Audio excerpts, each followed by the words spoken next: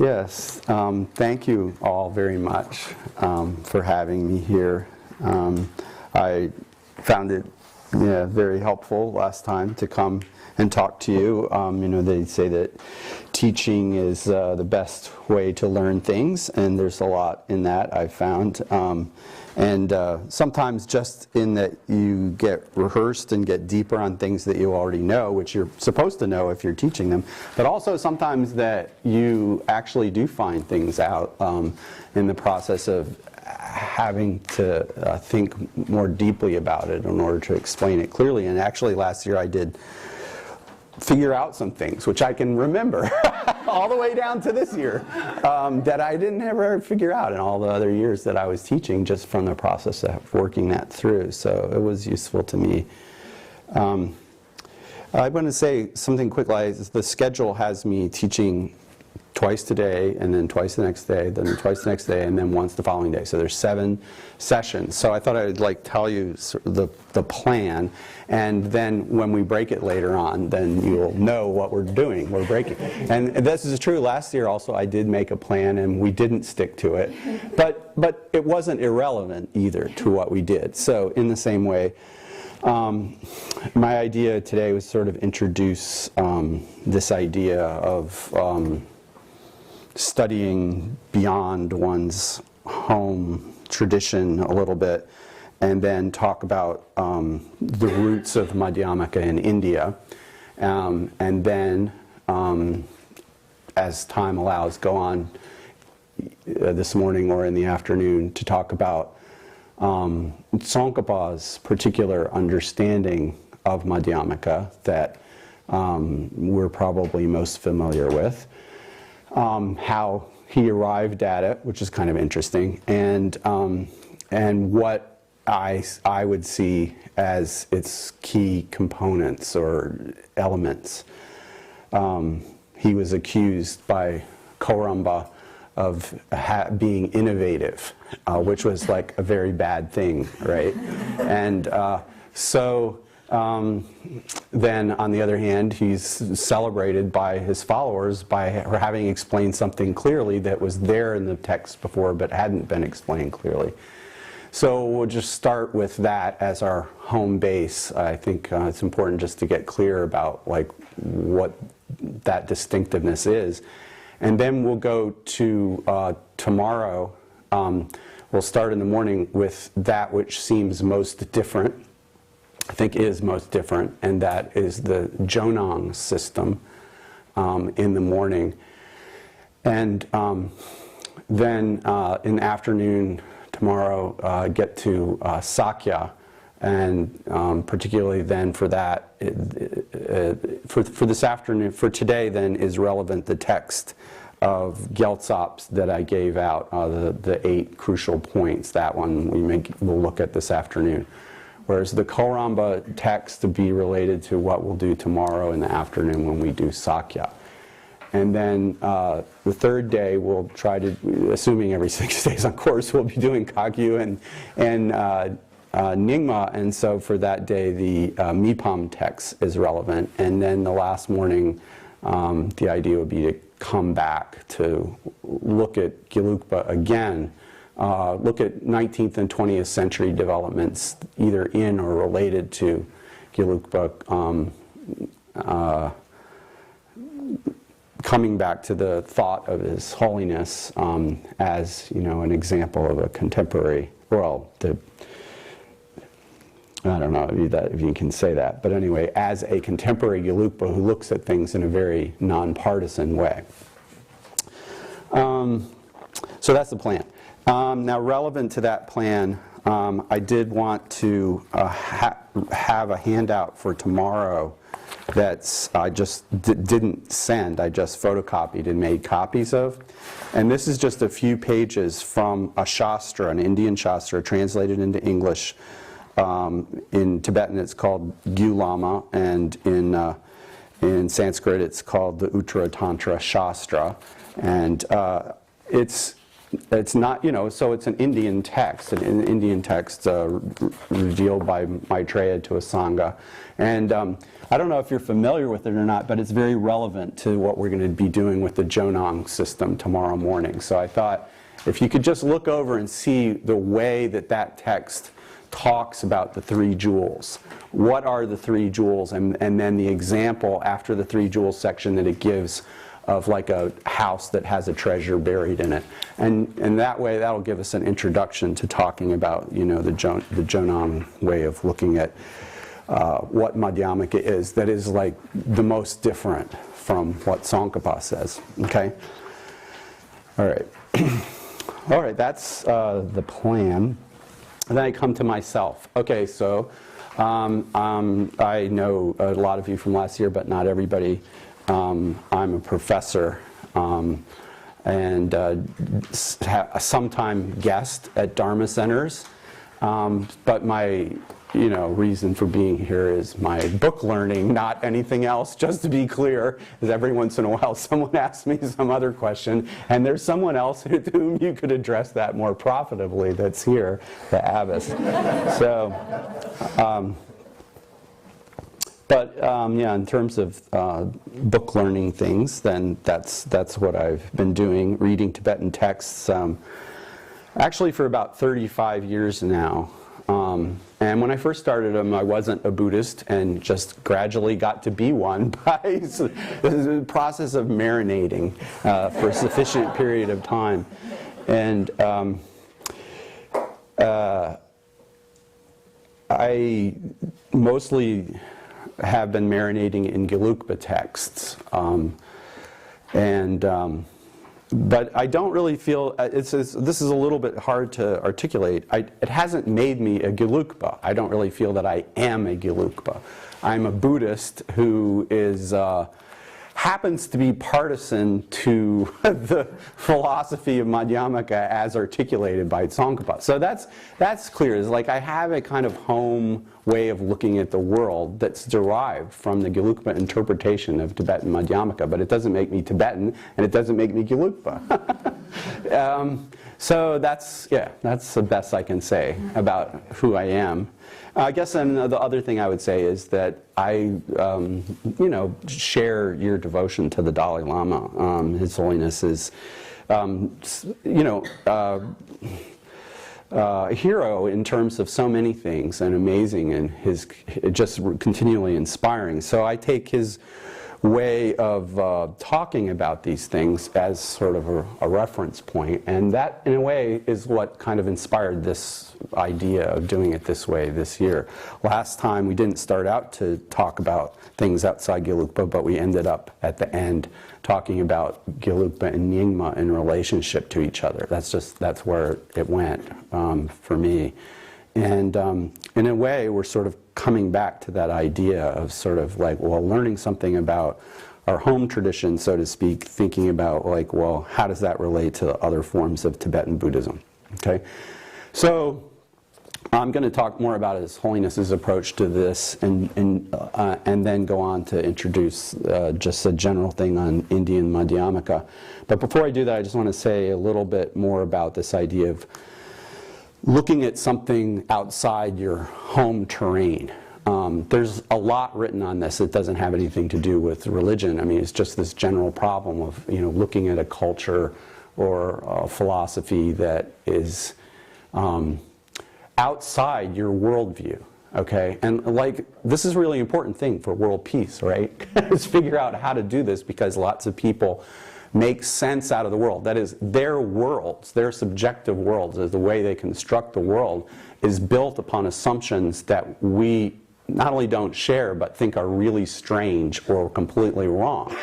And so how does one approach that kind of situation is a general problem. A lot of ink has been spilled over different ways to think about that. So I just wanted to say two things about that general problem, that this is a particular instance of exploring other people's points of view.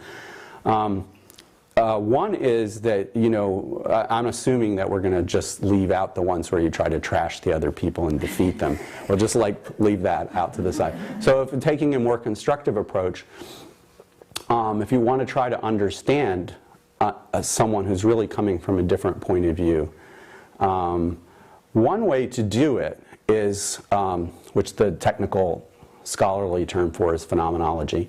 Neat is like that you bracket out, you try to bracket out your assumptions that contradict what you're studying.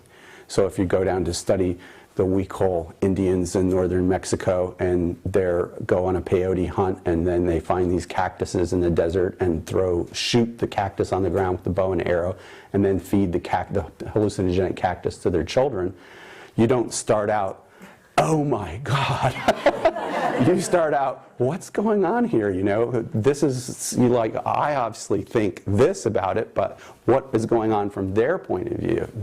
So you have to try to identify what you're bringing to the table that makes it impossible for you to understand it and try to set it to the side. So that's a hard example, the Huichol, but if we take an easier example, you go to the movies. If you're watching the movies the whole time and thinking, this is just some flickering images on the screen, then you don't get into the story. So we can call that like the willing, in the case of the movie, we call that the willing suspension of disbelief. You don't really believe that there's a stagecoach going by in the cowboy movie, but you decide to pretend that it is for the sake of entering into the story. So bracketing, or phenomenology is a way of like pretending, like suspending everything that is we're trying to suspend or bracket out temporarily, provisionally, all the things that we feel from our own side have to be true in order for the world to make sense, and just setting those on a shelf, as it were, so that we can try to, in imagination, enter into a different worldview and play around in it. That's the way Jeffrey Hopkins, my teacher, liked to talk. He said, you have to be willing to take up the components of an other person's world and play with them seriously in your mind. And you can't do that if you're all the time thinking about which ones are wrong and just how wrong they are. That's the point. Okay? So that's a useful thing. And then some people look at that and say, impossible.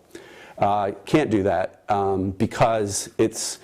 because when I look at a text, I can't just make myself, or talk to another person, I can't make myself like a blank slate. I can't empty myself of everything that I am in order to, get to know these other people. It sounds nice, but it's actually impossible. So they say, instead of thinking about it like way one, which I just mentioned, you have to think about it more like a dialogue. So a conversation where you're actually talking to a person, or you're reading a text, or going into a culture, because you go to Cambodia or something, and you have to, like in Matt, there's a give and take. You bring certain things that you take for granted we could call them prejudices, but that's a prejudicial term. So the other way is like what you know or feel that you know going in. Foreknowledges. Foreknowledges is the term. Where you're coming from. You have where you're coming from, and you bring it into a conversation with where the other person is coming from. And so there's you have to really, in a dialogue, it's not just like a sermon. There has to be a give and take. So there has to be like a portion in the dialogue where you're actually listening to what the other is saying, and what kinds of judgments they have about the way you use words, or the way you use silverware, or whatever it is, right?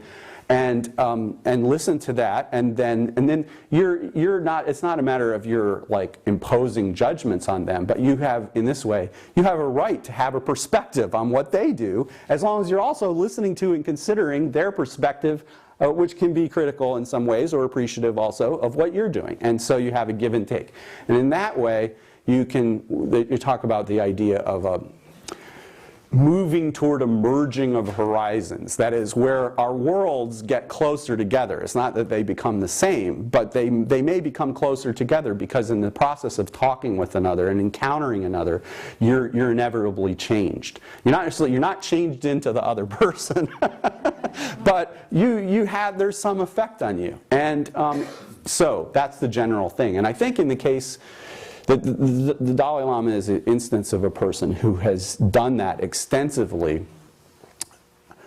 First, with all the other kinds of Tibetan Buddhism that he wasn't raised in, and then with other world religions, and with science and everything else he thought was worth studying as well. So he doesn't abandon his own position, but he tries to let go of attachment to particular ways of framing things and take the broadest understanding of what the real point is behind his own system, so that he can see in the broadest way how it's compatible with different ways of expressing things. So some of us were there in 2008 when His Holiness taught the great treatise on the stages of the path to enlightenment, and we'll remember the moment when he first arrived and he said, well, my robes are still wet from the sweat of praying together with Sufi Muslims at their big festival in India. He was, up at 2 in the morning or 3 in the morning or something, out there in like 500,000 Muslims, and His Holiness is out there, as he described himself, wearing a Muslim hat to pray together with the other Muslims.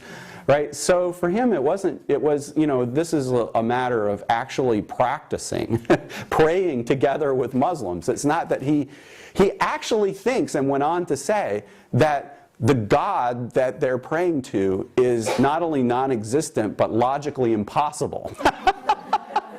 But he didn't mention that to the Sufis while he was there together with them praying, right?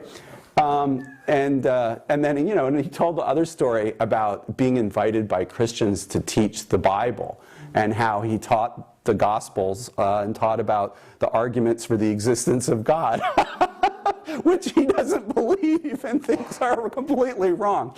But he was really completely willing to sort of go out there, really go far out onto the territory of other traditions. Well, obviously, if he's willing to do that for the interests of world peace, then in the interest of peace among the different sects and the different orders of Tibetan Buddhism, his commitment has been even longer standing. On the one thing, there's this common heritage. I mean, there's so much in common among all the different sects of Tibetan Buddhism, all the different orders of Tibetan Buddhism, in terms of their ideas about monasticism and the path to enlightenment and renunciation and bodhicitta, aspiring to become Buddhas, right? Motivated by compassion, realizing emptiness. What about combining sutra and tantra? You don't find this throughout the Buddhist world. You find it in the Tibetan, by which I mean the greater Tibetan cultural world. This idea of combining sutra and tantra. So there's a huge number of practices that are not just common to Buddhism, but are common part of the Tibetan Buddhist family, that are sort of a common basis of concern. And he goes, he pointed out in those teachings at Lehigh that Tsongkhapa, the founder of the Gelugpa order, studied with everybody. He studied with everybody there was to study with. The most different. He really did. He went around Tibet and went to all the monasteries where there were any teachers who had any lineages or texts or ordinate, that they could offer in initiations, and he got everything. For example, the Jonang, which is we're going to talk about tomorrow, is the most different philosophically, and in many ways, Tsongkhapa's view that we're going to talk about can be seen as kind of like a pushback or a refutation of a lot of what was in the philosophy of Jonang. But he went and studied at Jonang and studied Kalachakra, a whole bunch of different Kalachakra texts there, against the wish of his main teacher, Rendawa, who said, don't go over there. And he went over there anyway and got all of that because he wasn't going to leave anything out. And of course, Kalachakra goes on to become very important in Gelugpa and to the Dalai Lama down to today. So he studied with everybody.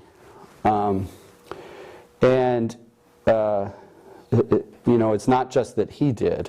It's a long, Tsongkhapa did. His Holiness points out this is a long tradition in Tibet. There's a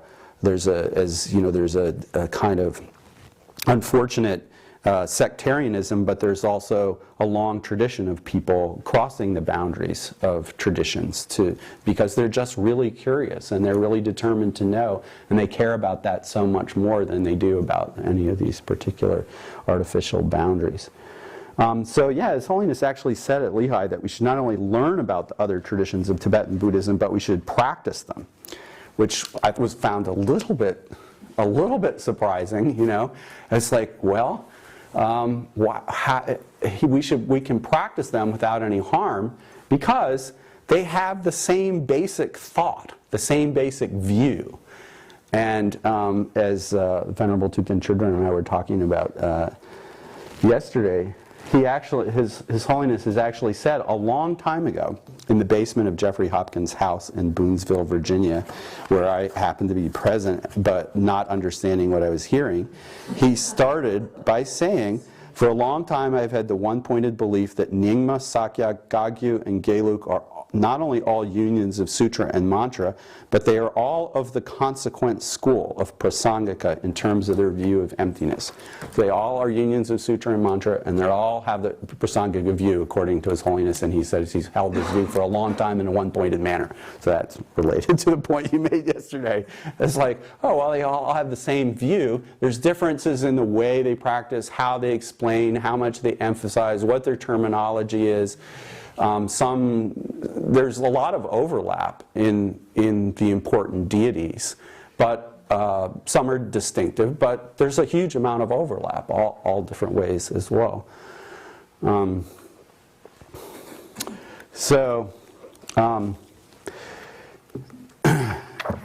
see, I wanted to read one other quote from this.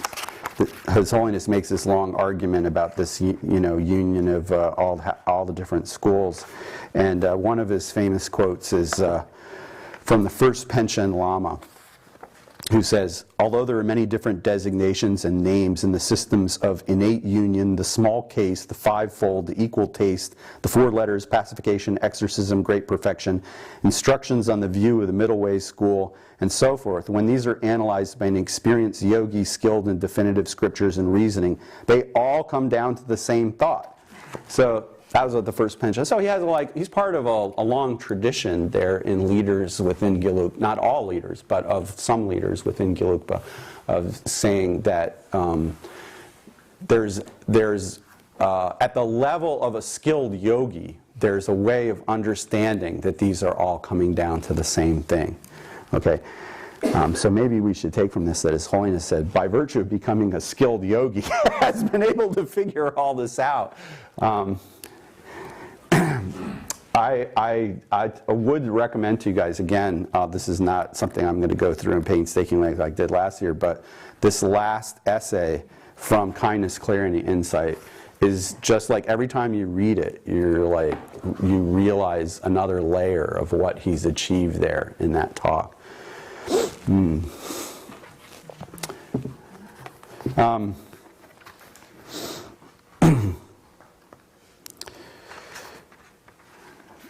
I have a couple other little quotes from the Dalai Lama about this.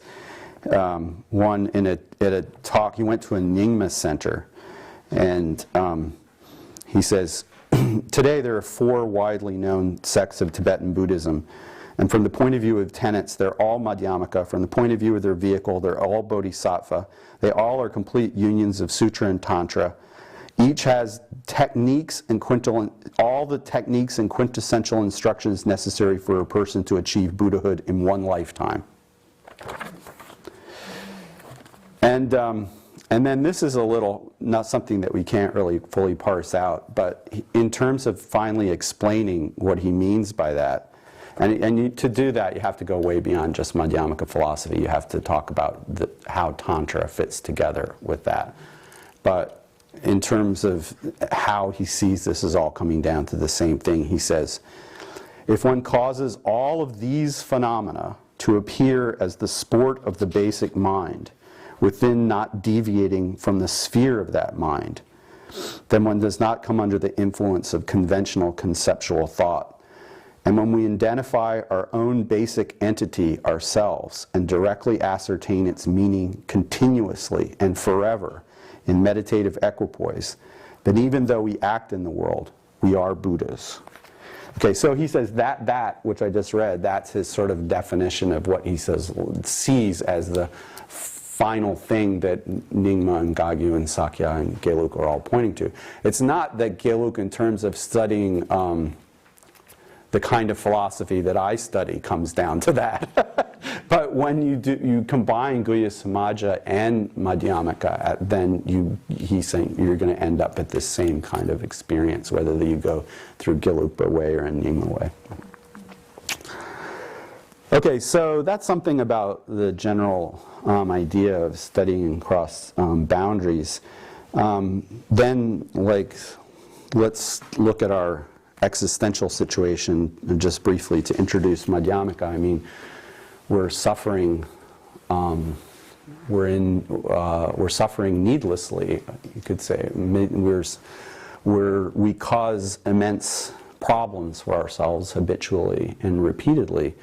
There are, of course, differences. You know, there is this person and that person, and there can be, you know, some people wanting one thing and another person wanting another thing. But then when people don't just simply leave it like that and say, well, how can we work this out? They see the person who wants something that's in conflict with what they want to be bad, to put it briefly.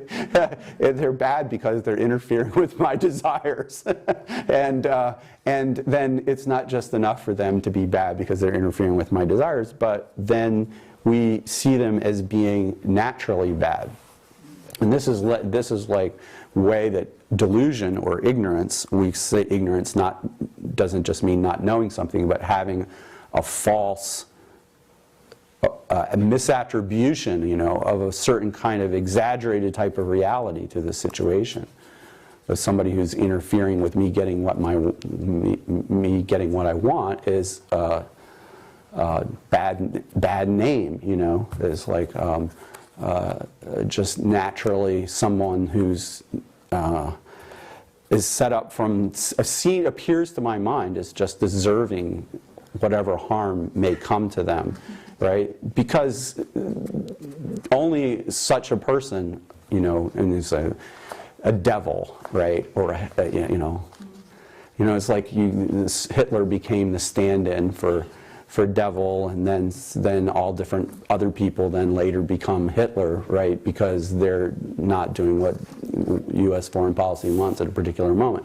And so it's like you have this kind of demonization of the other that goes on and we're just, you know, that's sort of at the foreign policy level where this goes on. But of course, at the individual level, we make enemies.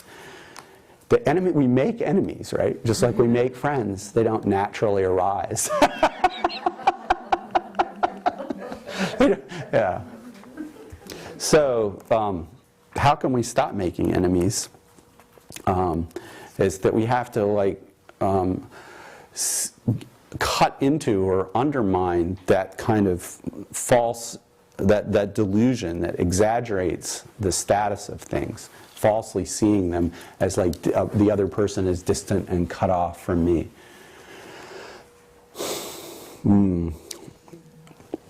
If we see them in their interconnectedness with us, then we can't demonize them.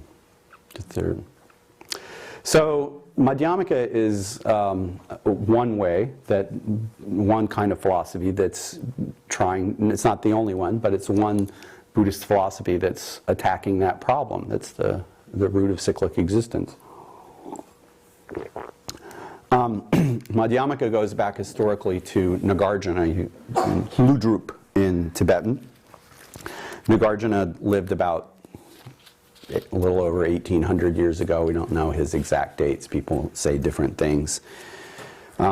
It's complicated because in the Tibetan tradition, he's believed to have lived for many hundreds of years and written all kinds of tantric texts and so forth that appeared many hundreds of years after his first texts appeared. But usually, you know, everybody agrees that Nagarjuna is the name of the person who wrote the fundamental treatise on the middle way. and then other texts that are closely like that. And then as you get farther and farther out, you have different people like disagreeing about like how many of other texts, you know, they're going to accept as being by the same person who wrote the fundamental treatise on the middle way. So we don't have to get into all that for the time being, but let's just talk about Nagarjuna and the fundamental treatise on the middle way. Madhyamaka means the middle way. So fundamental treatise on the middle way, right? Madhyamaka Shastra, Pranya Mula, there's different titles for it. The middle way, it means, of course, the middle way between the extremes of nihilism or annihilation, just destroying any status that things have, or destroying what status they do have, and eternalism or reification, which attributing more reality status to things than they have. And all Buddhist systems say that they're the middle way. These people just like snapped up the name, you know, when other people were looking in the other direction. So the other Shastra writers, non-Madhyamakas, don't usually call Madhyamaka. In the other Indian pundits, they would call it. They refer to Madhyamaka as the Nisvabhava Vadans. The Nisvabhava Vadans in Sanskrit, which means Svabhava, in Tibetan it's Ngo Ni Me Bar Mawa. So I think it's interesting to talk about that word a little bit. It basically means that they think they're nothingists. But it's not like that's actually literally what the words mean. Because Madhyamikas will accept that they're no ni me bar mao, but they just understand what this means as not meaning nothingists. But from the point of view of non-Madhyamikas who use it, they're saying, you know, you are people who say, that's Vadans, that there is no, that's the ni at the beginning, just like nihilist, you know, ni at the beginning is like a negating. That there is no real thing. There is nothing that has its own being, svabhava. Ni, not, sva, own, bhava, being in a sort of strong sense, vadan, people who say that there isn't any own thingness in anything. There's no such thing as own being. Okay? So that's another way of talking about it, and it's really, of course, gets at the heart of the matter, you know. Other people, by calling Madhyamikas that, are saying, yeah, we do believe that things have their own being. And we think that that's kind of important, because otherwise, how would they be there? And then they think that the Madhyamikas are nihilists because they're denying that things have their own being. Yeah. So, I don't know, this huge topic, right? So by covering so many things, you realize I only say something a little bit about each thing here. But Nagarjuna, one way to think about this is that Nagarjuna was in a situation where, you know, the Buddha had spoken and taught many different sutras, and that people had then taken these teachings and they were talks, right? Buddha didn't write any treatises, right? So he gave talks to people, sometimes dialogues and sometimes, you know, like sermons, and for a long 45 years. So there was a lot of this stuff, and it wasn't organized. You can see, you know, if you look at it, I mean, it's like, well, let's put all the short ones together, you know, the principles of organization. It's like, so it just cries out for someone to come along and say, yeah, but what is the thought of the Buddha behind, you know, we know that on April 4th, you know, such and such, you know, at Vulture Peak, he talked like this, but how does that relate to the other talk that he gave, you know, that's sort of on an overlapping topic, you know, 10 years later? And so you had people, we don't, you know, necessarily know exactly who they are, but who who said, that's going to be counted as part of the word of Buddha, because this is just, we're not our independent view, but we're just going to analyze and summarize all the different kind of categories that Buddha is using and what each of them is about, right? And in these treatises and these Abhidharma texts, and then the subsequent commentaries on the Abhidharma texts, which are trying to catalog and systematize all the different things Buddha said, they emphasize this idea that people suffer unnecessarily because they exaggerate the kind of reality the person has. And through something, mindfulness meditation, there was an understanding that when you really look closely for this person that you're strongly believing in and thinking has been, has a right to be angry because someone's cut in front of them in line and, so forth. When you analyze that person, you don't find anything. You don't find that person. But what do you find? You find bile and pus and blood and bones and feelings of warmth and pressure and so forth. And so it's not that there's nothing there at all. There's all these different mental and physical elements, and there's experiences that can be pinpointed, a sensation of wetness, and so forth, a micro instant of jealousy, and so forth. You can say, oh, these things are there, and when they're all there and kind of, fluxing along together, then we call that a person, but we don't, think there's any real person that's in there except as a name for this collection of stuff that's fluxing along. So that's good, but the problem was that what about these little bits, these little tiny, what about, is the sense that these things are real? Because when the yogi has analyzed and the meditator has looked with the greatest concentration and intensity and combination of concentration and mindfulness, has attended deeply to her experience, they've found these dharmas. These little tiny dharmas mean these little irreducible elements of experience. So these are the real things. And the Abhidharma texts are cataloging these elements. You understand? So Nagarjuna, and now we don't know a lot about this historical setting. People are trying to, detectives, figure out more and more about what was really happening. But it seems that, there weren't there were Mahayana monasteries you can live in. Let's just be clear about that.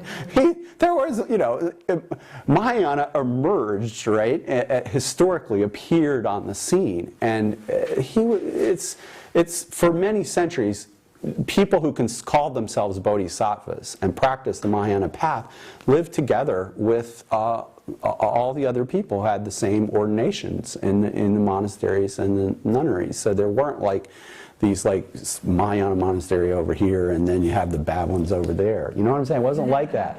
It was just the Buddhist monastery. So Nagarjuna was living with people who were doing the practices and studying these texts that catalog the irreducible elements of a person. And so one way of thinking about what he was doing was sort of writing a text saying, well, when you really understand what the Buddha was teaching, none of those things are any more real than the person.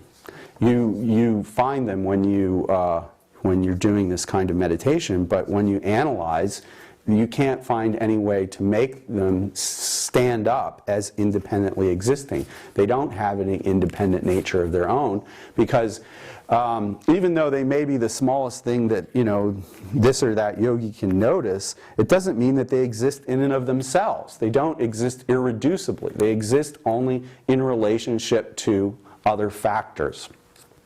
They're not partless as well. So there's all these kinds of critical analyses that came on. And you guys, when we chant the Heart Sutra, of course, that makes the same very basic point that Nagarjuna opens his dedicatory verse at the beginning of the Treatise on the Middle Way. I bow to the perfect Buddha, the best of teachers, who taught that whatever is dependently arisen is unceasing, unborn, unannihilated, not permanent, not coming, not going, without distinction, without identity, and free from conceptual construction. So immediately he's like baffling the other people that he's living with, because their understanding was that is precisely because things, the meaning of dependent arising is that things are arising and ceasing, and that they're impermanent and so forth, and that this is what, because they have a nature that arises and abides and passes away, that's how we can talk about it. That's what dependent arising means, is something that, you know, it has a nature that's brought in, or a character that's being brought into being, and then has the capacity to, you know, in the case of the impermanent ones, to serve as a function, serve as a cause for the arising of something else after that. So he's saying, like, well, this list of negations is applied to things. Everything is negated in relationship to things that is dependent arising. And so he spends a long time going through category by category in the book, like using logical reasoning to point out the problems with holding on to these different categories. It doesn't appear to be a meditation manual, right? It's not a Vipassana text on watch your breath. It's like showing that if it seems to be showing more the contradictions that are just intrinsic in the way our ideas about things, really, basically. So it's like there's the world, and it flows and it works, but as soon as we start to relate to it and talk about it or think about it or interact with it, we have these categories which never actually work or make sense in relationship to the world. So, for example, a couple of examples. We'll do the example from the first chapter and the second chapter. So in the second chapter, this is the first one that really clicked with me, so I remember it. And the second chapter starts, Gatam nagamyate tavad agatam naiva gamyate gatagata vinirmuktam gamyamanam nagamyate, which means, depending on the translation, something like the gone over is not being gone over, the not gone over is not being gone over. Apart from the gone over and the not gone over, what could be being gone over? And so that, you know, like Jeffrey taught this to us a long time ago in grad school, and he said, when I was a little boy, I went out in the driveway with my bicycle, and I tried to, like, look down at the wheel and think about, like, when it was actually starting to go. There's like going and there's stop, but it's like, when is there something in between that allows you to go from between these two contradictory conditions? And he was like, well, where is, like, if you think about it, and we think in terms of these, you know, these dichotomies, and it works logically, in terms of how, you know, our thought system works. There's the gone over and the not gone over. There's A and not A. And so if it's already been gone over, then you're not going over it, right? But if it hasn't been gone over, then it's also a problem as well to think about where is the going? So it's like you need something in between. The being gone over is the thing that's being gone. You know, if I'm in the process of going over, I'm going over something that is neither not gone over nor already gone over, but it's in the middle between the two. Well, that is sort of sounds right in a way, but then the thing is, what about the gone over and the not gone over? And so he just starts, I mean, they seem to be a comprehensive list of the possibilities. That, you know, like, for example, this is the way I think about it. Imagine, like, your geometry class. There's a line, right? And there's, like, a dot, a point, a geometric point that represents where you are right now with your bicycle, right? And so gone overs and the not gone over, But the point is like infinitely small. Well, there's actually, no measurable gap between the gone over and the not gone over. That's what the first verse of the second chapter is saying. There's no, in your construction of these things as real paths and bicycles and goers doesn't actually make any sense, because there's no place for the going to actually happen. Okay? So that's the kind of, that's like his like chapter after chapter. That's just like one idea from one chapter, where he just goes on like this, right? What about the first chapter? He starts with causation, right? You might be familiar with that. First verse of the first chapter. Neither from itself, nor from another, nor from both, nor without a cause does anything, whatever, anywhere arise. Oh, I thought you just praised Buddha for teaching dependent arising. So then how come you have like nothing is arising? Right. So it's like things are not arising in terms of these four alternatives. They're not arising. If something were, okay, so we think that something arises. It arises from itself. Well, if something could just arise from itself, then there's no reason why it couldn't just keep on. What would make it stop arising from itself? If it arose from itself once, it would still be there, and it would be a suitable cause for it to produce itself again and again and again. Right? That's one of the common problems with the arising from self argument. We think, well, who would think something arises from itself? Actually, a lot of people think that, right? It was a real. It's a real philosophical system, and also I think it's in some related to some ways that we think about things, that we think of ourselves as being the same as we were yesterday, right? And so, like the me of today, I think it's just arisen from the me of yesterday, which is non-different. I tend to feel that. Maybe it's different with you. I actually think of the me of this year is different from the me of 35 years ago. So that's arising from something other. But yesterday and today, it seems like that's the same, just arose from this, like this one is here and it's appearing now because it's arisen from its same being that was there yesterday.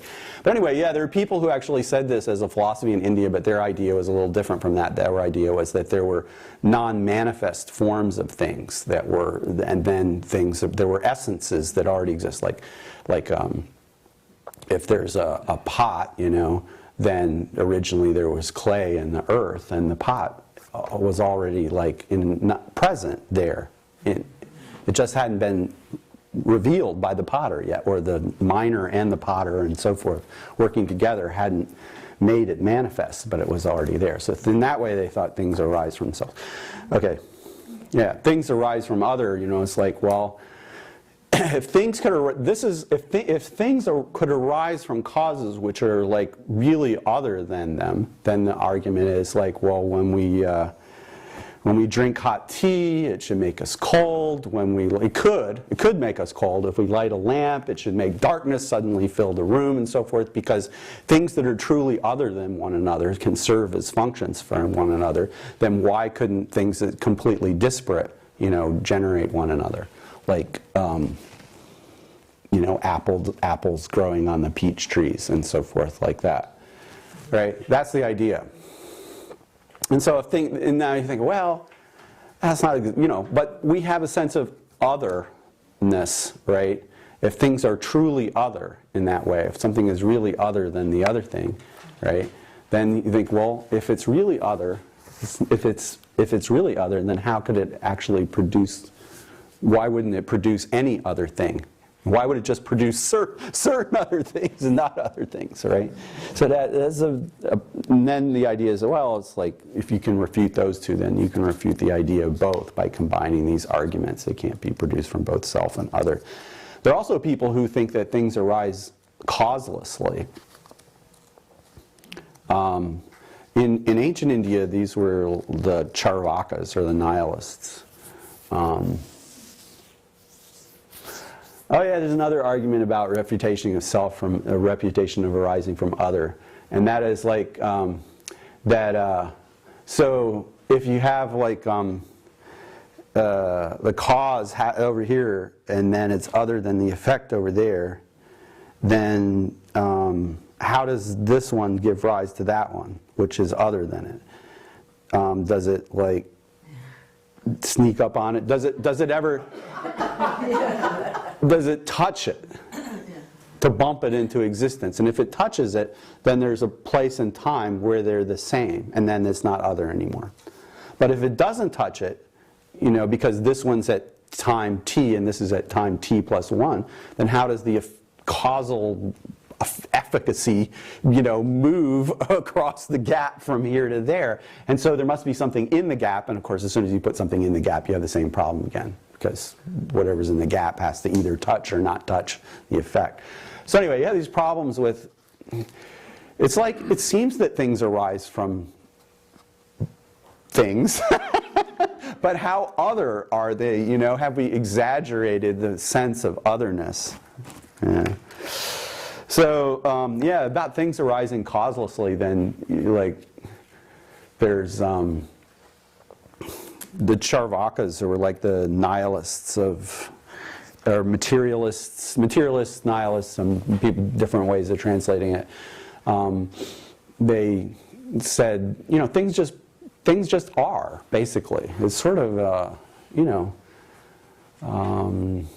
they're thorns on rose bushes, and there's no particular reason. There doesn't have to be a reason. It's the shit happens philosophy. It's just like, stuff happens. It's like, that's the way it is. Stuff is going to happen, and you know, you're going to live a little while, and then you're going to die. You're not going to be reborn. It's impossible to figure out why all these different things happen, because there really isn't any definitive reason that you can give. It's just the way the world is. These different kinds of things happen. Right. That's their idea. And I was thinking, it was like, that doesn't really seem right.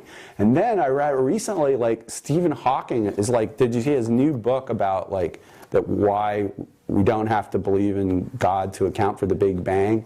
And in that he says, well, you know, there's a Big Bang and everything started from the Big Bang and cosmogony, and it's like, so of course you have almost, well, what were there causes and conditions that gave rise to the Big Bang? And it's like, well, physics never says anything about this. And you know, in Hawking's earlier book, he said, well, if we could understand that, we would know the mind of God. And apparently he was speaking poetically and hadn't really thought about the theology that he was playing with there. And so in his new book, he says, well, basically there's a vacuum. It has a quantum fluctuation, causes things to come into existence, and there doesn't have to be any reason. Basically, there isn't any reason. It's just like stuff happens, and one of the things that happened is our universe. That's the way I understand it, anyway. I mean, right? That's. Yeah. It could be very rare for a vacuum to produce a universe, but sometimes, you know,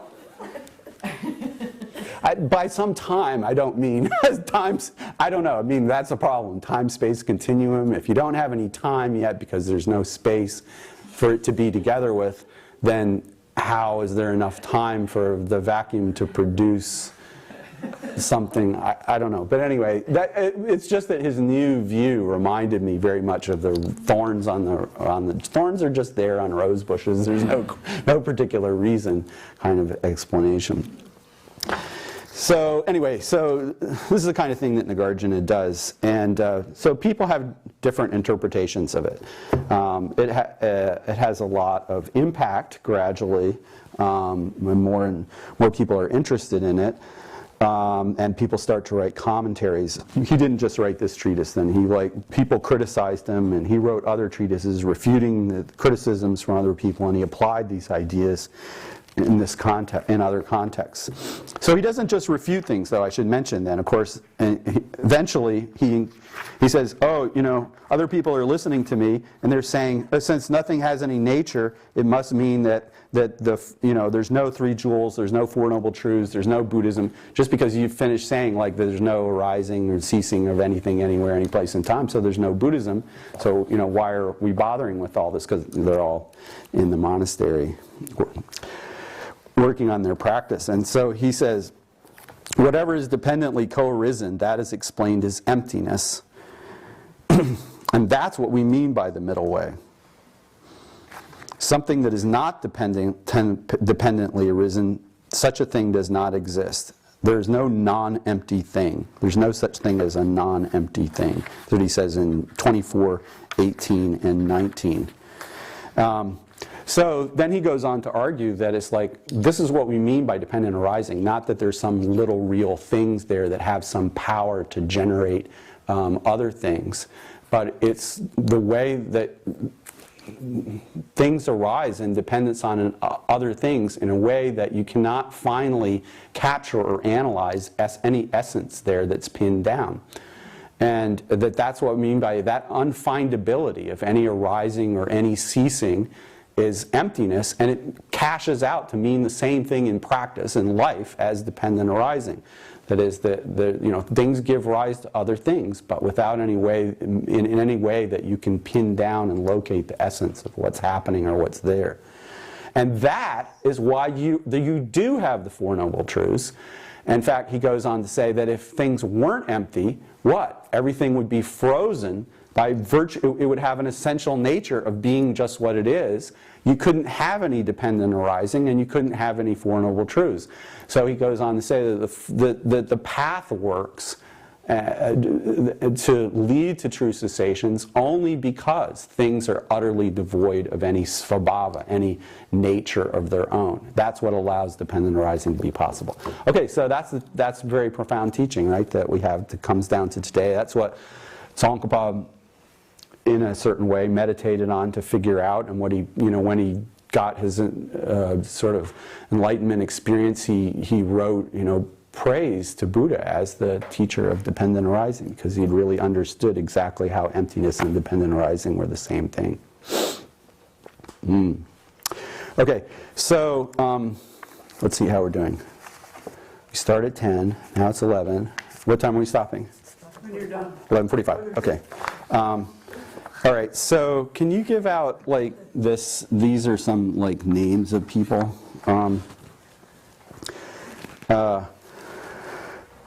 So I'm not going to like teach everything about all of these different people, but I just made a list of some names of different people who are relevant to Tibetan Madhyamaka, starting with some of the Indian people and then getting into some the Tibetans associated with some of the different sects. And so I thought I'd like refer to that in explaining a little bit of the next section. There's some early important commentators on Nagarjuna that I didn't list are Aryadeva, who was Nagarjuna's direct disciple, and Buddhapalita. And as we're going to hear later on, Buddhapalita wrote his commentary on Nagarjuna's text. It turns out to be extremely important in the history of Madhyamaka generally, but particularly in an interesting way in Tsongkhapa's biography. And but after Buddhapalita wrote what appeared to be a straightforward commentary on Nagarjuna's text, sort of explaining what he meant about, when you say that nothing is arisen, that means that there isn't any essential nature that can be found as arising there, and it isn't tending to show, it isn't a nihilist position. He just explains what you would think. Bhava Viveka, or some to say Bhavya or Bhavya Viveka, there's all different ways of spelling his name that are correct.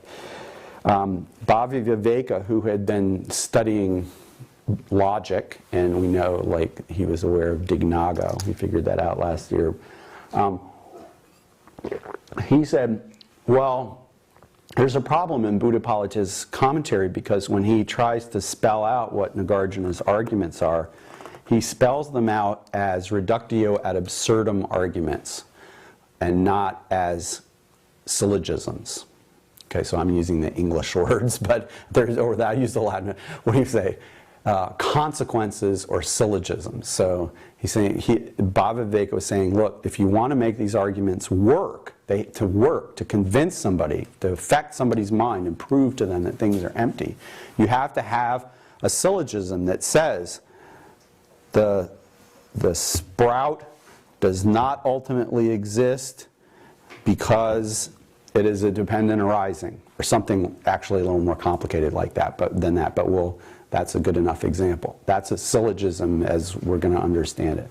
So a syllogism is a Western word, and it's classically we think of something like all men are mortal. Socrates was a man, therefore Socrates is mortal, right? So this is what you think of it as a syllogism. All men are mortal. That's a major premise. It creates kind of a universal fact, right, or rule, and then establish something universally. And then Socrates is immortal is like the minor premise. It establishes something particular that falls within that universal rule. And so because you have something particular that falls within the universal rule that's given in the major premise, you can reach the conclusion, oh, Socrates, if all men are mortal, Socrates is a man, Socrates must be mortal. Okay, so that's called a syllogism. All right, so in India they developed the same thing, but they just have all different terms for it, all different names, but it adds up to the same thing. It's not like anything different in terms of the understanding. So they would say something like, the topic of debate or the subject, a sprout, does not ultimately exist because of being a dependent arising. They call that a syllogism. Why? Because the thing that's like the major premise is that whatever is a dependent arising can't be ultimately existent. And the minor premise is that the sprout is a dependent arising. And so if you know that a sprout is a dependent arising and whatever is a dependent arising is not ultimately existent, then you just can spell that out in the sentence, a sprout is not ultimately existent because it is a dependent arising. Okay? So that's a syllogism. It sounds harmless enough. And all Bhaviveka was trying to do I'm even channeling here. All he was trying to do was say, let's take these arguments that Nagarjuna has made, this very, dense, complicated, logical text. Let's unpack these arguments and spell them out in the form of clear syllogisms about what he's saying and what the reasons for it are. Let him state a thesis. A sprout is empty because it's a dependent arising. And he takes Buddhapalita for task. He doesn't criticize Nagarjuna, but he takes Buddhapalita, but Buddhapalita had expanded and explained what Nagarjuna meant, and he never did this. And Bhaviveka is like, well, that would be the whole point of a commentary on a text like this, was to spell out exactly what the person's argument was so that you could see. He is saying that this is that because of this other. And why doesn't he do that? That's all he said. It's very innocent. I don't know why he gets in so much trouble for that. But he does. So, Chandrakirti comes along later. Bhaviveka, by the way, was very well known, remains very well known, was a very important person. And Chandrakirti was not unknown. He did apparently serve as an abbot of Newland briefly, but he was like relatively more of an obscure figure compared to Bhaviveka during and after his lifetime. And he wrote a number of texts. He wrote, in one of them, his most detailed commentary on what Nagarjuna taught. When he comes along to that section where Bhaviveka had criticized Buddhapalita, he argues that Bhaviveka is wrong and defends Buddhapalita and says, look, what Nagarjuna is doing is not stating, a direct syllogism. He's stating absurd consequences of people having false beliefs. And Buddhapolita is restating and spelling out how these arguments work by drawing absurd consequences from false beliefs. And it's not necessary for these to be reformulated as syllogisms. It's wrong to insist that they be reformulated as syllogisms. I'm trying to not say more than he says, and because then what it means becomes subject to debate. But that he does say.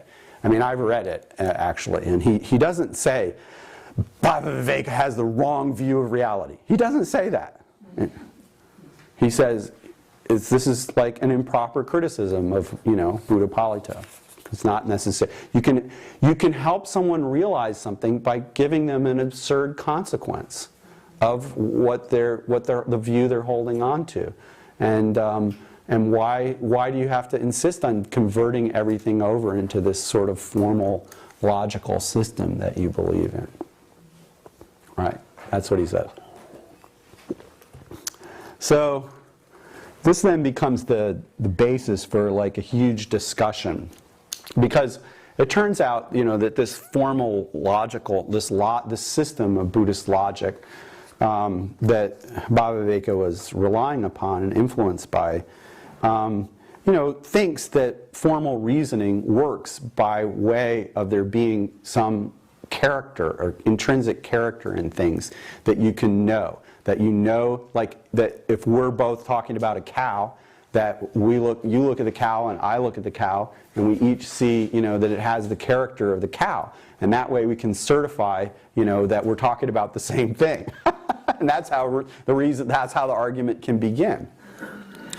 So Bhavaveka doesn't say anything about that in his text, but his insistence on putting it in that formal kind of logical syllogism leads, to an argument later that by insisting on that, he's like implying a commitment to that idea that there's a kind of essential character in the cow that the two people who are arguing about the cow can recognize. And that's what leads to, Tsongkhapa identifying Bhavaveka as not just having a bad way of arguing, but a wrong philosophical view, to put it briefly. Well, actually, it doesn't seem that anybody noticed that or paid very much attention to it. Tsongkhapa really brought that to the fore much later, right? What did happen was that the Yogacara school of idealism, you could say, or emphasizing that everything that appears is of one nature with the mind, that philosophy, not Madhyamaka, was becoming very popular and dominant, really in Mahayana Buddhism in India. And so then some Madhyamakas began to try to combine Yogacara and this idea of mind only, and combine that with Madhyamaka. And so those people are really, you could call them like Shantarakshita and Kamalashila, Jnanagarbha. You could call them Yogacara Madhyamakas. We usually call them Yogacara Svatantrika Madhyamakas, but that's imposing retroactively a Tibetan way of looking at it. If you could think about, like, at the time, people hadn't really thought about this Svatantrika Prasangika thing, and they just like understood that there was a Madhyamaka system, and now there was this Yogacara mind-only system, and that some people were combining the two, like Kamalashila and Shantarakshita and Jnanagarbha. And their idea was that the mind-only system works very well at the conventional level, to say that the mind is real and everything is of one nature with the mind, and this mind basis of all gives us a way to think about how the world appears as different karmic latencies ripen out of the mind basis of all. It causes different appearances to arise based on our karma. And so conventionally, you can, at that level, you can say that that's true, but then Shantarakshita and these people would say, ultimately, when you analyze all these things, the mind basis of all, and so forth, all of these things are empty. But conventionally, if you want a description about how things work, your mind-only way makes a lot of sense. And that's how you get this kind of Yogacara Madhyamaka. And I think that was like really, really popular for a long time in the, the later part of the second half of the second half of the first millennium in India.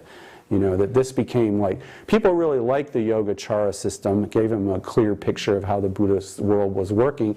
And then this was a way of combining that with the profound analysis of how everything's ultimately empty from Nagarjuna. So there were like a lot of different writers in this area and a lot of influence. And of course, this is how, you know, Madhyamaka comes to Tibet with Shantarakshita.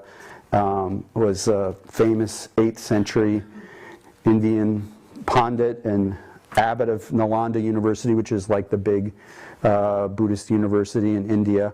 And he was invited to come up to Tibet and establish Buddhism there. And apparently he had some, according to the story, had some difficulty because of demons and so forth. And so then, according to the story, Padmasambhava went to Tibet and like cleared out all the demons in Tibet and subdued them. And then that opened up the way for Shantarakshita to go up there. And so it's like, that's interesting. It's like in terms of, you know, establishing Buddhism in Tibet, you have like a Yogacara Madhyamaka philosopher, as you know, coming from the scholarly side. Of course, you have the Padmasambhava on the yogi side.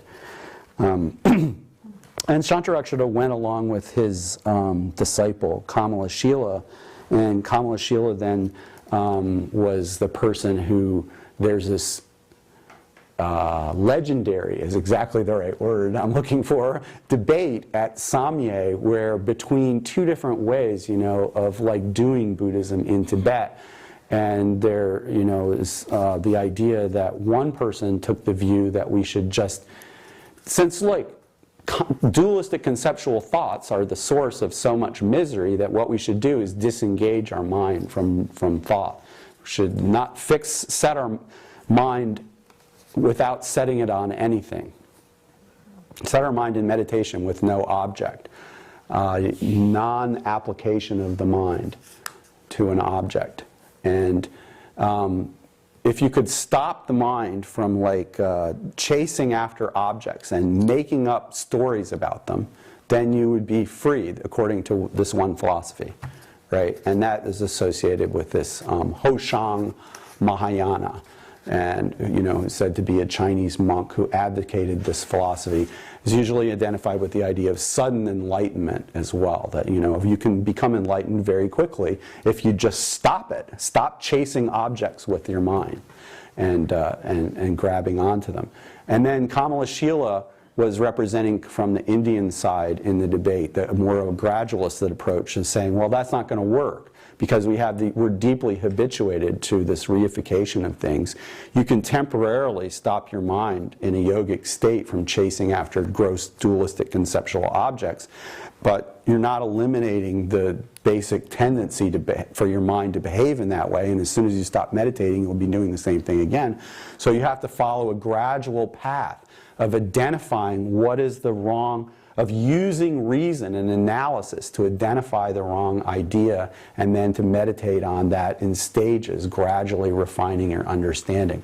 So this idea is hugely influential on Tsongkhapa, and the Dalai Lama still goes around and gives teachings on Kamalashila specifically, right? And you can see that's exactly why, because you know that aspect was really important. And throughout, you know, Tsongkhapa's first big mature work where he explained his view, the Great Treatise on the Stages of the Path from 1402, he never mentions any Tibetans that he disagrees with in the book. But he does mention Hoshang Mahayana as representing this particular wrong view repeatedly.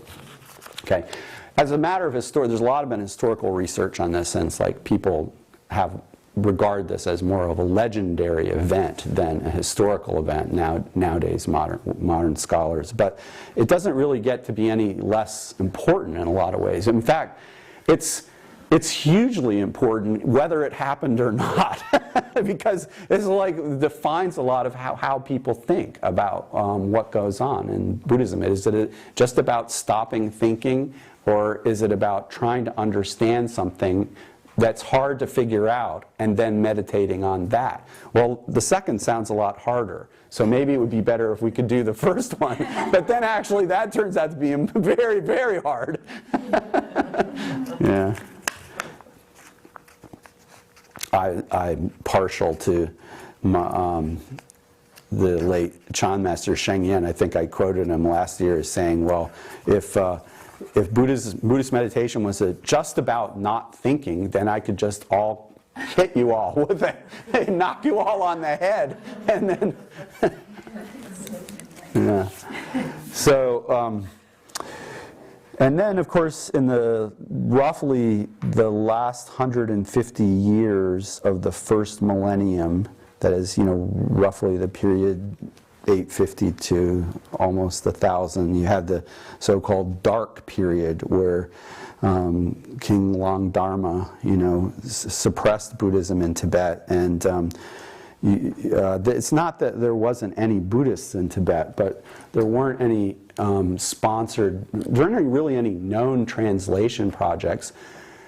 Most people believe that all the ordination lineages died out. There could be during that time some monks and nuns, but they weren't within Tibet maintaining the ordination lineages in Tibet. So it was like there was just some practice on the margins that was like being suppressed rather than supported as it had been before by the state. And this is like, people have these tantric texts that they had gotten from before the first spreading of the Dharma, and they don't have any like teachers or well-defined teaching centers, but they've got these tantric texts that say all kinds of things in there that they probably aren't really supposed to be reading without proper preparation. And so you have a kind of a bad situation where you really did have, you had some people who really would go and outside of Tibet and get ordained and try to come back. But you had a lot of, false beliefs about what Buddhism was about that were, that breaking ethical rules or transcending them was demonstration of your attainment as a yogi, right? And we talked about that a little bit last year.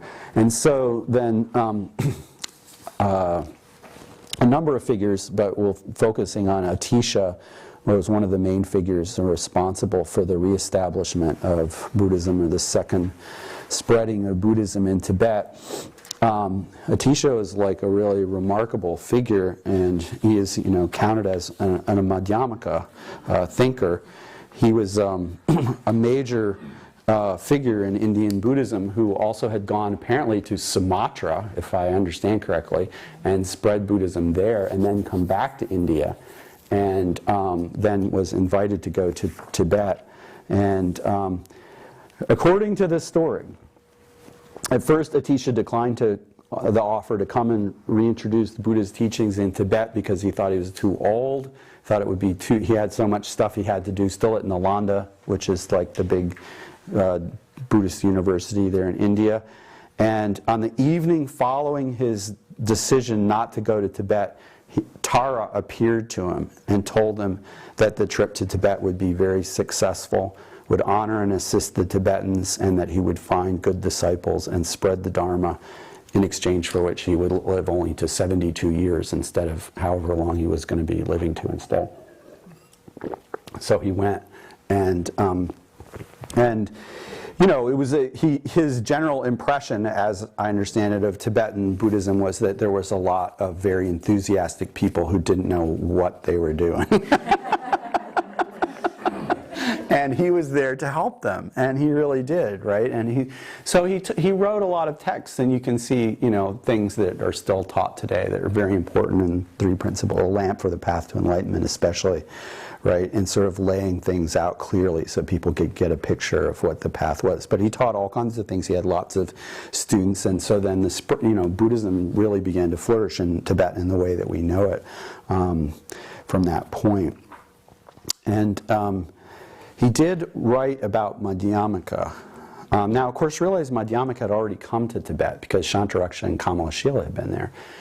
But what did people understand of that? I mean, these guys were like high-level Yogacara Madhyamaka philosophers from India. And if people understood some of it at the time, I mean, some of the Madhyamaka texts were translated, like in the first spreading, first diffusion of the Dharma in Tibet, first propagation, there were translations of Nagarjuna, but they were not good necessarily. They were not accurate translations. It's not clear that they had, authoritative, that the Tibetans were really getting it, or that that's what they were interested in as compared to the tantric texts. In the second propagation of the Dharma, though, Atisha, emphasized, among other things, the importance of Madhyamaka, and he taught on Madhyamaka. Now, what Madhyamaka did he teach is interesting. I've looked over because Venerable Thupten Churna and I have talked about this before, and I've looked over his text really closely on this point.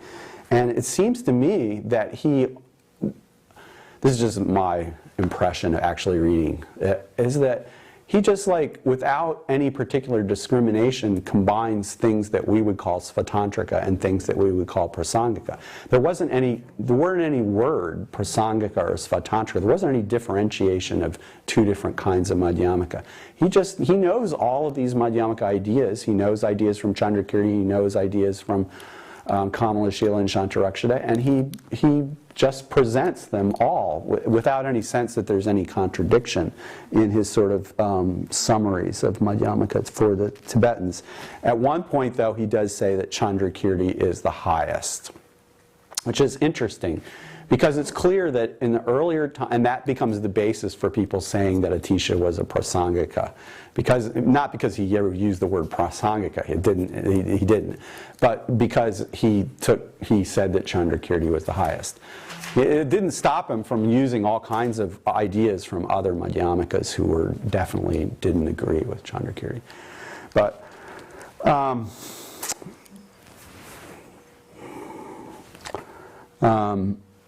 so then you have this period where now you really have the Madhyamaka teachings in Tibet. People have to try to figure out what they mean.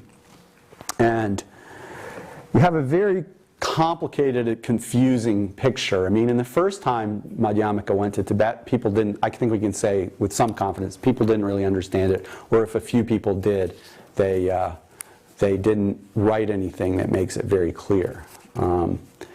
But in the second time Madhyamaka is going to Tibet, you had people who really made an effort to translate the texts accurately. And you have Patsap Nimachak and Jayananda are particular. I didn't write Jayananda there, but Jayananda came from Kashmir, and he and this guy Patsap translated all of Chandrakirti's works, including his commentary on Aryadeva's 400, as well as his commentaries on Nagarjuna, and they translated other Madhyamaka texts as well. And Jayananda and Patsap agreed with what was then becoming the more fashionable point of view, and that was that Chandrakirti, who had been sort of not so famous in his lifetime and immediately after, Chandrakirti had become the hot person, and Patsap and Jayananda championed, Chandrakirti's interpretation of Madhyamaka. But that interpretation, what they thought Chandrakirti was saying, was very different from what Tsongkhapa comes later to say that he was saying. In fact, in Tsongkhapa's commentary on Chandrakirti called Illumination of Thought, Gompa Rapsel commentary on the supplement, the Umala Jukpa, he refutes Jayananda repeatedly because he's writing a commentary on the same text that Jayananda early wrote a commentary on. So he looks at Jayananda's early commentary and he disagrees with it like about 80% of the time. Like, not every time. Sometimes he says something's good. But mostly he disagrees with it and takes it, that his reading of Chandrakirti is exactly different from what Jayananda said. And so, and Patsap also. Patsap was, of course, I guess we could say, the first, Tibetan who was explicitly wrote texts that argued that, this is the correct philosophy, is Chandrakirti's interpretation of Nagarjuna. And But what his view of it was an extreme form of skepticism. That he said that, like, Chandrakirti, the proper interpretation of Madhyamaka, is that a Madhyamaka, follower of Nagarjuna, should have no position whatsoever. That's why we use absurd consequences. That's why we use reductio ad absurdum arguments instead of putting forth a thesis. Because we don't have a thesis. We don't have a positive thesis, and we don't have a negative thesis. That's what he said. It's like patsap nimatak. So, yeah, he was the first real explicit champion of Chandrakirti, but that's what he understood Chandrakirti to be saying. Okay, so how do you function? Well, it wasn't like that he wasn't a Buddhist. He was a Buddhist, he practiced Buddhism, but he didn't assert any position. He believed that the practice of Buddhism was for the purpose of letting go of this grasping onto views. There's a lot of stuff to back him up, that idea that's in the texts, in the various texts, having no thesis, holding no views, and so forth. These lines appear in Nagarjuna's text. And he said, this is like very clear what it means to be a Madhyamaka. Chandrakirti really understood it. Doesn't mean you can't function in the world. You go according, that's what we mean by following convention. There's a way that things work in the world, and you can follow along with it. You can even make arguments within the world about how you think things would work better. But those arguments are not based on some idea that there's some ultimate principle that you can establish or that's the ground for these things. Of course, there can't be anything like that. Yeah. So that was what his interpretation was. And then, this idea was associated with the idea that, like, any kind of dualistic conceptual thought or grasping onto a thesis or an idea or a claim is wrong and mistaken, and that was the whole thing that Nagarjuna was trying to say. That's why he devotes so many chapters to refuting any possible position or claim that somebody can make.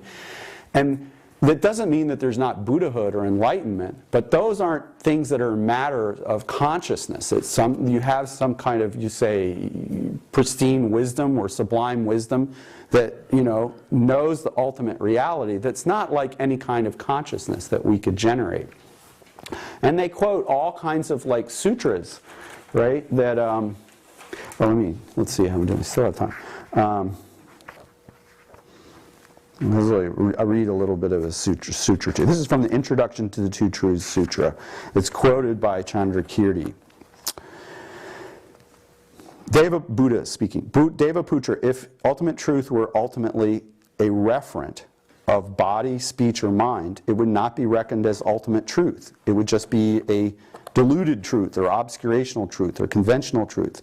Ultimate truth is passed beyond all conventions. It is nothing particular. It's not produced. It does not is not ceased. It's devoid of object of speech and is devoid of speech. It's as well as object of knowledge and consciousness. It's passed beyond entities, ranging right through reference of omniscient wisdom endowed with the supreme of all aspects, and it is not even expressed in the phrase ultimate truth. All phenomena are erroneous and thus are deceptive. Ultimate truth cannot be taught. If you ask why, all phenomena, whoever teaches, whatever is taught, whomever is taught, all phenomena are utterly unproduced. Of course, that was what Nagarjuna also says right there. Utterly unproduced phenomena cannot be explained because they are utterly unproduced. I reading that, it sort of reminded me of, among other things, of the story that when Buddha was enlightened, and then he was wondering whether anyone could understand what he'd realized or not. And it was like, well, that's what this Mahayana Sutra is sort of pointing this idea is like, well, you're realizing something that really can't be explained in the way that it is. And so there's a big emphasis on this. It's like everything that we try to claim or say about the ultimate truth is not going to be the ultimate truth. It's not something that can be known by our minds. So then it's like, well, how could we ever get at it? It becomes a problem. It's like, these people are not non-Buddhists. They're Buddhists and they believe there's a path to enlightenment, but they really can't see any way to get around the problem that all consciousnesses that see coarse, conventional, dualistic experience are mistaken and wrong. And then you have a sublime wisdom that realizes the ultimate reality. There's no way that these stupid dualistic minds here are going to realize the ultimate reality that's over there. It's just like there's no way that a wrong mind, right, is going to know this supreme, ultimate, sublime reality that even Buddha, hesitated to try to explain, right, and told Devaputra that it couldn't be explained, right, there in the introduction to the Two Truths Sutra. So that was one. This is a main way that Chandrakirti was understood, I would say, for a while, for a couple centuries there in the interim after Atisha came. And pushing back against it, you had this guy named Chaba Churgi Senge, who lived in the 12th century. And he was like saying, okay, yeah, you're right, that's what Chandrakirti says, and that's why Chandrakirti is wrong. Because that just can't be right.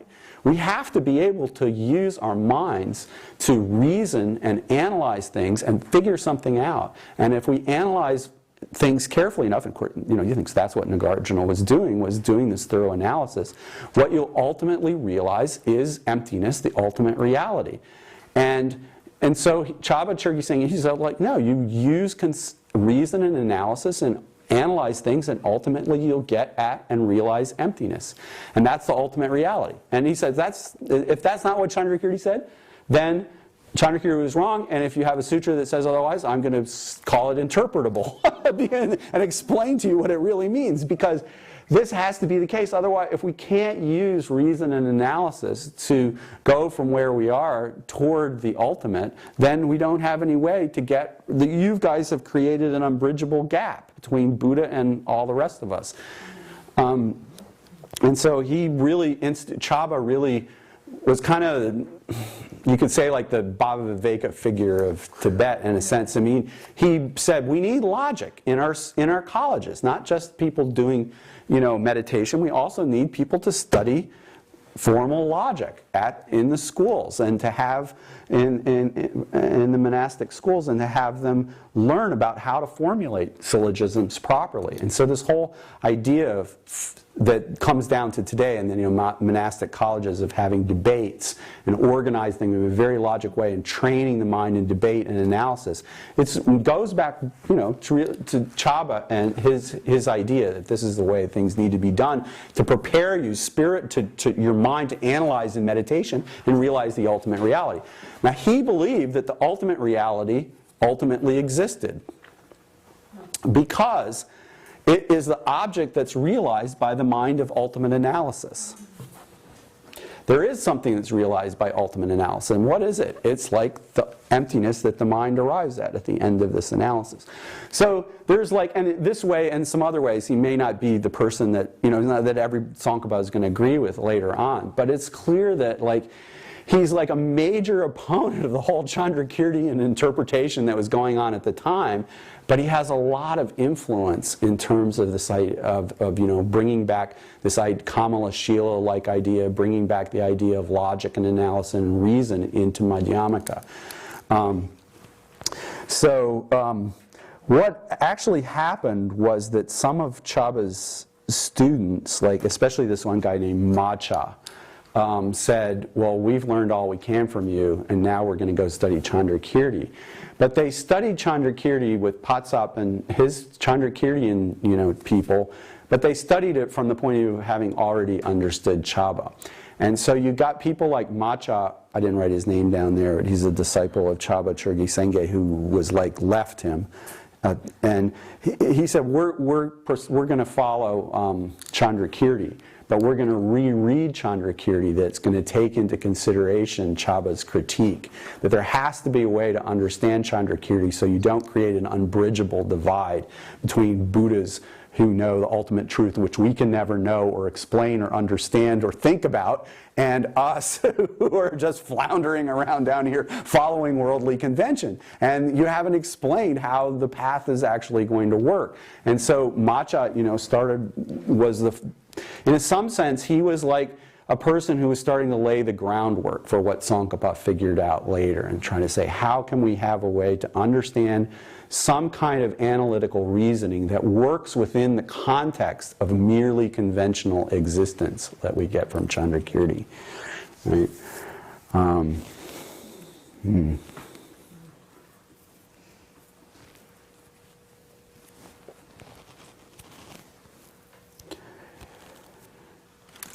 Does anyone have any questions?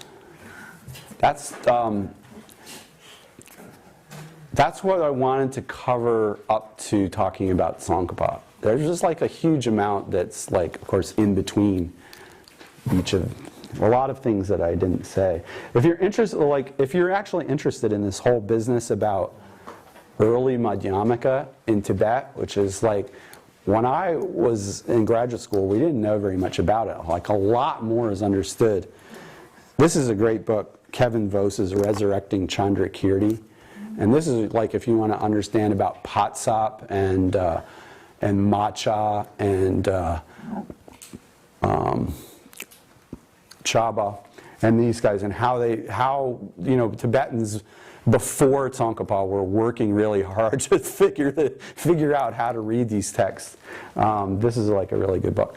One thing I should mention is this whole Svatantrika Prasangika thing. So Tsongkhapa was, you may know, the person who discovered or first claimed that Bhaviveka was really wrong philosophically, had an inferior philosophical position, and that his whole insistence upon formulating everything in logical terms implied a belief that conventionally there were intrinsic character in things. This wasn't like noted or discussed prior to that, but it seems that some Tibetans during this period that we've just been describing in the centuries after Atisha and before Tsongkhapa, some Tibetans did invent these terms. They weren't invented in Sanskrit. They weren't invented in India. There was just Chandrakirti and Bhaviveka, and there was Yogacara, and there was Madhyamaka, and there was a mixture of the two, but they didn't have this Prasangika Svatantrika thing. And those words were made up in Tibetan. And some people thought for a long time that Patsap made them up, but then more recently, Kevin Voss argues that it's like some obscure Sakya guy. And this guy was like the one who, I forgot his name, but the one that Kevin thinks came up with these terms initially. He wasn't talking about anything what he was talking about was the question of whether Buddhas can see conventional phenomena. It's a pretty important issue that relates to what we were just talking about. It's like if what was taken to be the Prasangika view was that Buddhas don't see conventional phenomena, because conventional phenomena are for stupid people, and Buddhas only see the ultimate. And so whether there's any conventional phenomena that appeared to awaken beings was debated as a Svatantrika Prasangika issue. And the Svatantrika position was regarded as a position that Buddhas see conventional phenomena. Chandrakirti was considered to be the one whose whole way of arguing, led to the conclusion that they have no appearance of conventional phenomena at all. So that's why these terms started. It's like, oh yeah, these guys who insist upon the use of syllogisms, insist on the use of syllogisms, they are the ones who say that Buddhas have conventional appearances, and the ones who say that Buddhas, the ones that say that Buddhas have no conventional appearances, that they just see the ultimate, those are the ones who say that we have to use reductio ad absurdum arguments.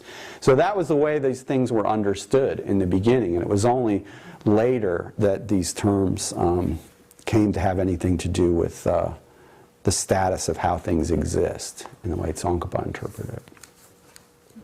And then, of course, I guess you guys picked up on it, is that Tsongkhapa's position, which is claimed to be Chandrakirti's position, is exactly what was considered the Svatantrika position before that. Because, of course, Tsongkhapa thinks that Buddhas do see conventional phenomena, but he thinks that that's consistent with what Chandrakirti said, and before that, people didn't say that. Yeah. That was yeah, exactly. Well, that's why last year when I was asked the question about, what would Baba Viveka think about Tsongkhapa, I said Baba Viveka would largely approve of Tsongkhapa. A lot of Tsongkhapa's positions are consistent with what came to be called Svatantrika, on a number of other things too. Okay. Well, any other questions? Comment. Okay, thank you. My comment is that this question of whether or not, ultimate reality can be known by an ordinary mind, or that through analysis you can eventually get there. This is very similar to theistic religions and whether or not you can know the mind of God. And the mystics believe that you can through your mystical experience, and the Gnostics believe that you can't. Mystics say you can't know the mind of God, and that's pretty much the conventional view of Christianity today, that you actually cannot know the mind of God. Yeah. The Gnostics believe that you could know the mind of God through analysis. So I just thought it was interesting. But do you know it by analysis, or do you know it by way of not knowing? The Gnostics believe that through knowledge you eventually know the mind of God. The mystics were saying that analysis won't get you there, that you have to experience God, but you don't actually know God. So this is like, and you look at it in Christianity, you look at it in Judaism, you also can see it in Muslim. It's like these are the questions that all religious groups try to solve. It's a good point. Yeah, absolutely. All this, I just tried to explain this part in terms of the history of Madhyamaka before Tsongkhapa, but it's absolutely right. This whole thing is like, one of the things is the ineffable or the inexpressible. I mean, God and the Tao, the Tao that can be Taoed is not the true Tao. The Tao, if we can talk about Tao, then that's not Tao. And so then there's a Tao that we talk about, but you have to remember that's not the actual Tao. And it's the same thing with God. It's like you read Christian theologians, and they A, understand that they're talking about something that's inconceivable, and then B, proceed to talk about it at great length. And it's the same thing with the Buddhist texts, and the same thing with the Taoist texts. The fact that the Tao that we can talk about is not the true Tao doesn't prevent a Taoist canon of scriptures that's as large as the Buddhist one from being accumulated. Now, people keep trying to figure out what they can say that will point people in the right direction, while at the same time, starting from the idea that this isn't really expressible. So it's a very interesting question as okay, what is meant by this claim of ineffability or inexpressibility? Because I mean, this is a common claim about a lot of things, not just about religious ultimates, right?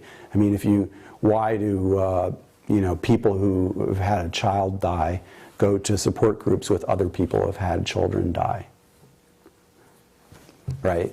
Because there's an idea that there's no common experiential basis, that it will be harder for someone else to really bridge across and understand what you're going through, right? And that's a common thing. It's there's a limit to the way language maps up to direct experience. If you haven't tasted a kumquat, I can compare it to other things which are not quite the same. So there's that general problem, and then you think, okay, well, everybody knows that, but that doesn't stop these religious traditions from making. So you have to sort of assume that when they say, there are 99 names for Allah, but none of them really capture what Allah as Allah, that they might be saying something other than the kumquat problem. But if they're saying something other than the kumquat problem, then what is that thing other than the kumquat problem that they're saying? Because we already know that language can't describe experience just the way experience arises, right? Everybody knows that when you try to tell somebody how to put on a sweater or something, or what something tastes like, you already run into that problem. So one idea about that is that what's different about these experiences, or knowing God, that a mystic, why does a mystic make a special claim of inexpressibility beyond the usual problem, is that there's some non-dualistic quality to the experience which is different from the character of other experience. That when I eat the kumquat, there's an aspect of me and the kumquat that's appearing to my mind. There's a dualistic appearance, and so all of our ordinary experience having this dualistic character, we just understand that we do the best we can within language to muck around with that. But then when you have something that is like utterly non-dualistic in its nature, then there's a different problem. Language can't even get started because it already presupposes something that is utterly unlike the quality of this experience, which is like the collapse of these dualistic categories. Of course, there's a lot written about this. That's just one idea, but yeah, it's like, yeah.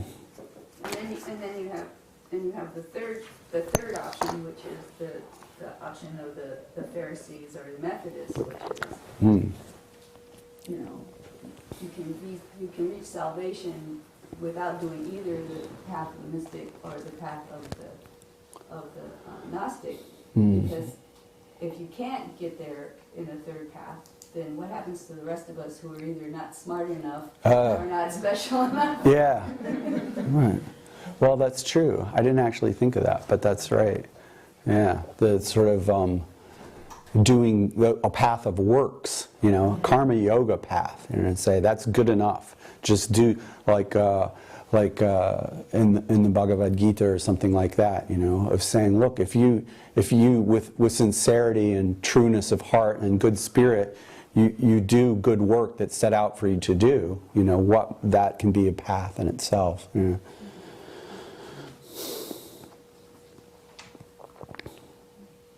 And can we assume that in each of your subsequent presentations that you're going to bridge just what you set up with the different Tibetan schools, and that kind of is...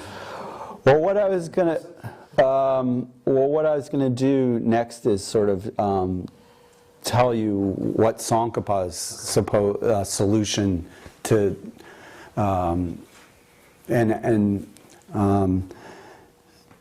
lay out sort of what the distinctive character of his... What we can't do is go through Chandrakirti and decide who's right. But what I can do is tell you what Tsongkhapa arrived at as what he, conceived of as the correct understanding of Chandrakirti, which in effect, incorporated a lot of these ideas from... not so much from Patsap and Jayananda, but from all the people who were criticizing, the earlier advocates of Chandrakirti. Tsongkhapa absorbed their ideas into his reading, but then took Chandrakirti as the highest view at the same time.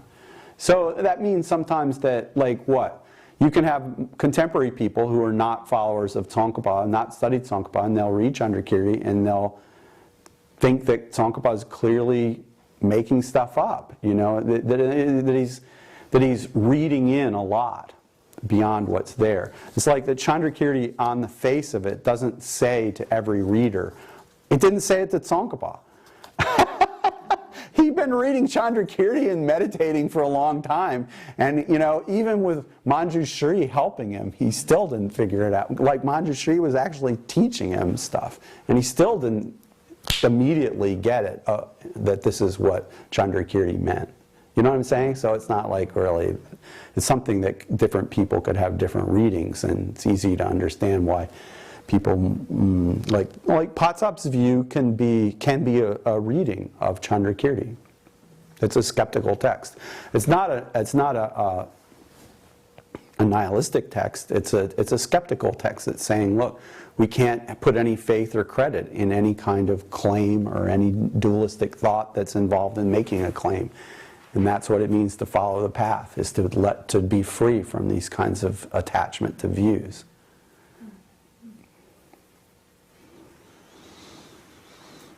So I don't know if I'll solve all the problems, but anyway, we'll say what Tsongkhapa had to say about them, and in the afternoon, and then we'll, if we can do that, then we'll move on to looking at Jonangba tomorrow morning, which is like the Jonang system was like the rage at the time that Tsongkhapa was trying to figure this stuff out in the later half of the 14th century. And so a lot of his ideas are not just reactions against the things that we've mentioned here. They were also reactions against this other thing that we haven't described that was like actually the most popular thing at the time he lived.